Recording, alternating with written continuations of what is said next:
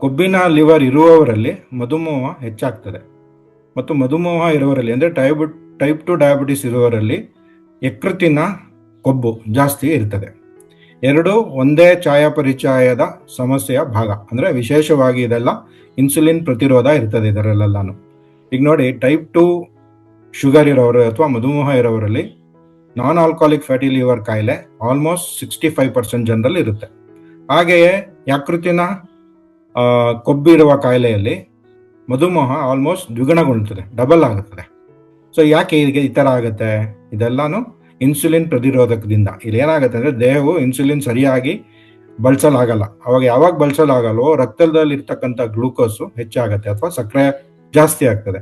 ಸಕ್ಕರೆ ಜಾಸ್ತಿ ಆದಾಗ ಯಕೃತ್ ಏನು ಮಾಡುತ್ತೆ? ಲಿವರ್ ಅದನ್ನು ಕೊಬ್ಬಾಗಿ ಪರಿವರ್ತಿಸ್ತದೆ ಅಥವಾ ಕನ್ವರ್ಟ್ ಮಾಡ್ತದೆ ಮತ್ತು ಅದೇ ಸಕ್ಕರೆಯನ್ನು ಲಿವರ್ನಲ್ಲಿ ಕೊಬ್ಬಾಗಿ ಶೇಖರಿಸುತ್ತೆ. ಇದು ಯಾವಾಗ ಶೇಖರಣೆ ಆಗುತ್ತೋ ಆವಾಗ ಕೊಬ್ಬಿನ ಯಕೃತ್ ಕಾಯಿಲೆ ಸ್ಟಾರ್ಟ್ ಆಗುತ್ತೆ.